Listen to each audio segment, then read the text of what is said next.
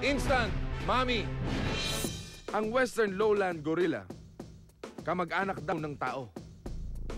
Malamang totoo. Dahil magkahawig ang DNA natin sa kanila. Bukod dito, malapit din sila sa pamilya at maaruga sa mga bata.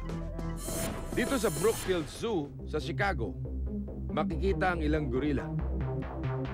Isang batang 3 years old na sobrang excited ang aakyat sa bakod at mahuhulog 24 feet ang lalim sa hula ng mga gorilla. Mawawala ng malay ang bata at pagmamasdan ng 7 gorilla. 450 pounds ang karaniwang bigat nila. Pwede nilang dambahin ang bata. Matatakot ang mga tao. Mabagal ang mga rescuers. Pero halos di sila kailangan. Dahil bubuhati ng isang babaeng gorilla ang bata. At dadalhin ito sa ligtas na lugar kung saan ito gagamutin ng mga rescuers. Gagaling ang bata. Salamat kay Binti Hua, ang 8-year-old gorilla na pansamantalang naging ina niya. Sa wikang Swahili, ang ibig sabihin ng pangalan ng gorillang ito ay anak ng sikat ng araw. Sa Africa naman, magsisilbing nanay ang isang veterinaryo para sa mga giraffe na namamatay sa gutom. Dito sa Namibia, hindi sapat ang pagkain para sa mga giraffe. Kailangan mailipat ang 20 sa kanilang santuario, 500 milya ang layo. Yun ang problema ng grupo ni Ulf Tubising, isang veterinaryo. Paano nila huhulihin ang mga giraffe? 15 feet ang taas nito at 2,400 pounds ang timbang.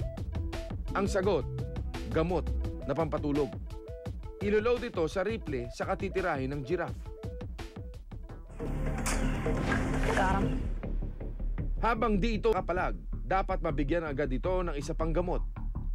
Yung antidote o pangontra sa pampatulog. Dahil kung hindi, baka tuluyan na itong mamatay. Ang problema, tatakas ang giraffe. Hahabulin ito ng mga veterinaryo. Pero mailap talaga ito. Kaya habol ulit ang mga tao sakay sa truck.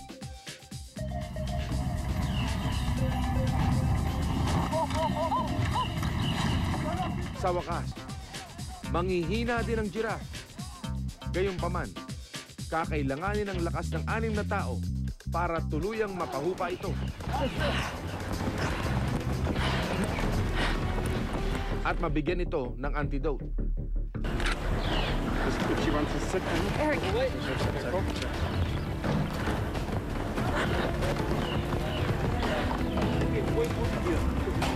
Pagkatapos, isasakay nila ang giraffe sa truck. Ingat lang, dahil pag tumadyak ito, daig pa ang kabayo. Isang sipa lang, patay kang bata ka. Buti na lang, yung gate ng truck ang tinamaan. Ang lakas ng sipa sa puso ng kwento.